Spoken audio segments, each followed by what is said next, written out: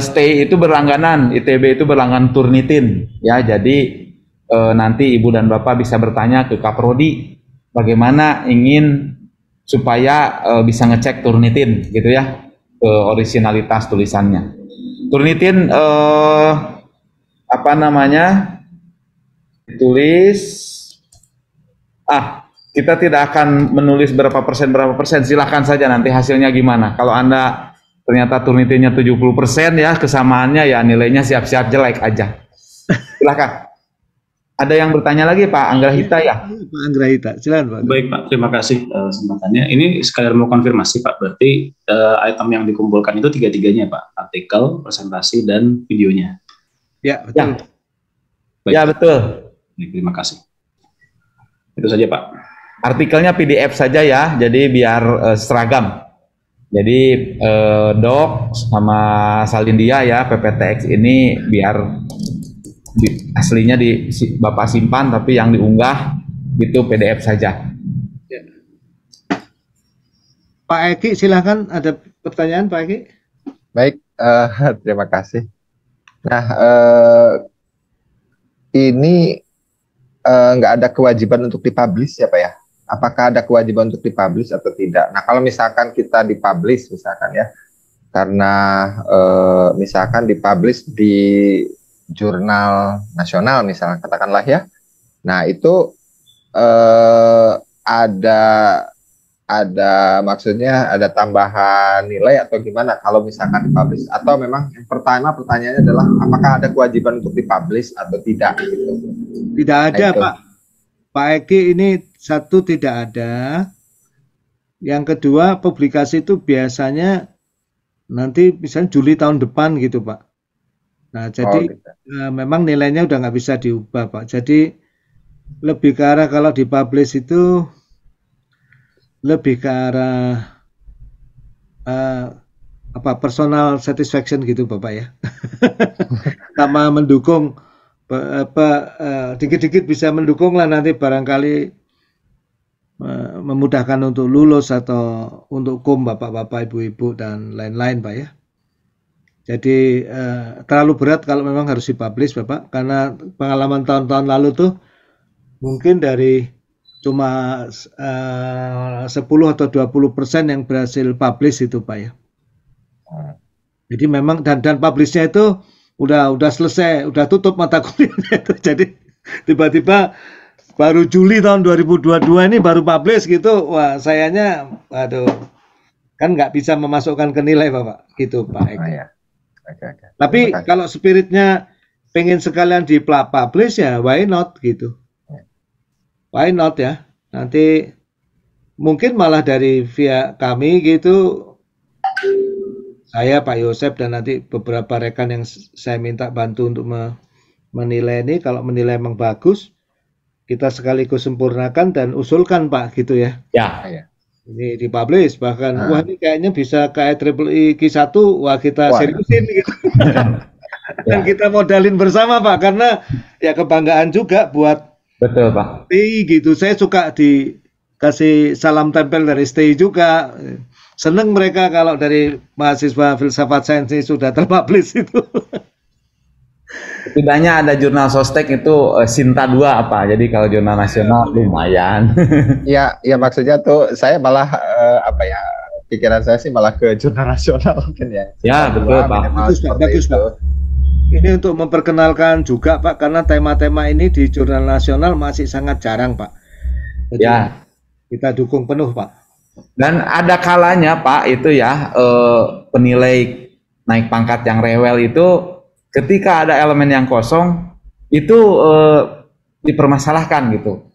Ini kok jurnal nasional kok nggak ada kata. Gitu Pak. Tidak semua penilai itu baik hati, ada yang rewel.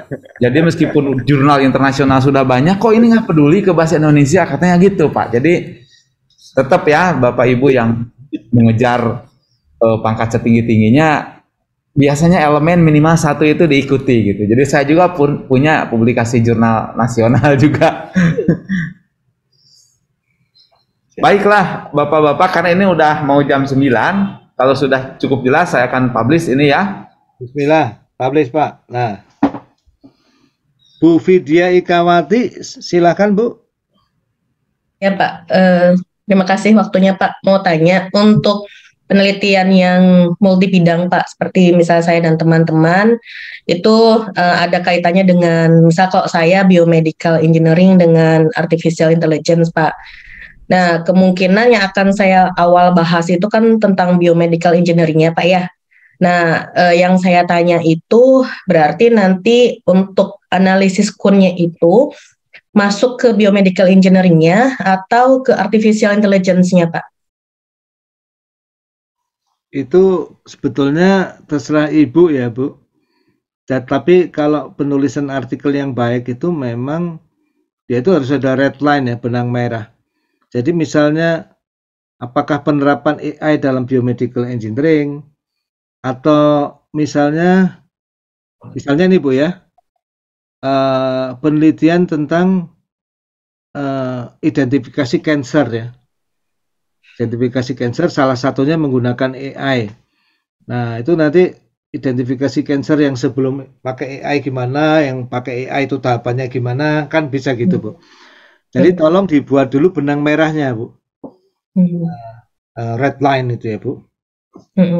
Nah, jadi terserah Ibu mau angkat biomedical engineering-nya, kemudian AI di situ sebagai tools, itu menurut saya lebih bagus ya, Bu. Karena kalau AI kan umum sekali gitu.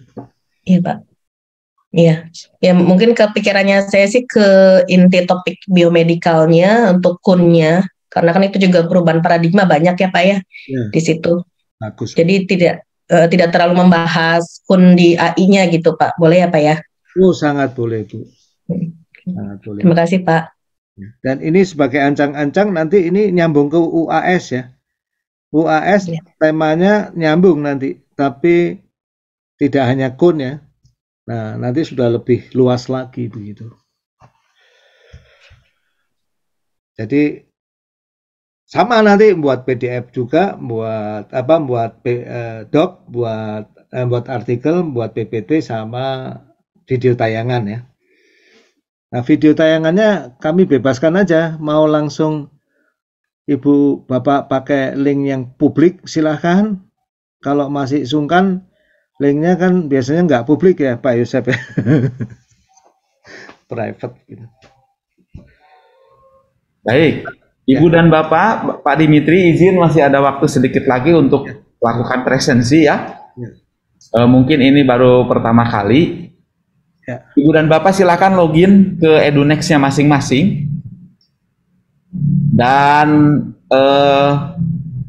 ya, memang 5 menit lagi nih, silakan masuk ke modul 8 UTS, dan saya akan pantau dari sini untuk presensinya.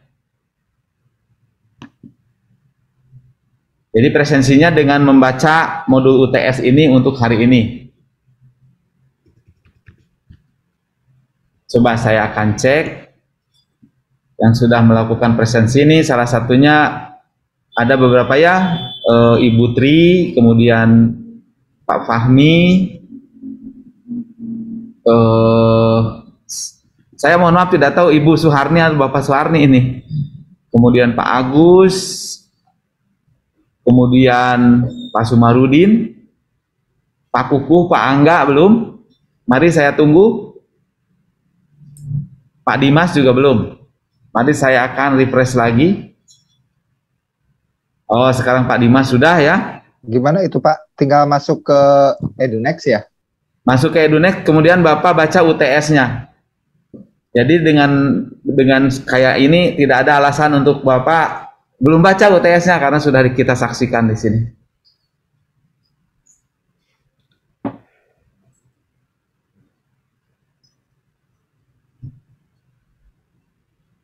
Mr. Syakir. Iya, Pak. Yeah. Could you read the Edunex? You should read it. I still have a problem with the next. Today I will go to campus to solve it. Can you log in to LMS Edunex, Mr. Syakir?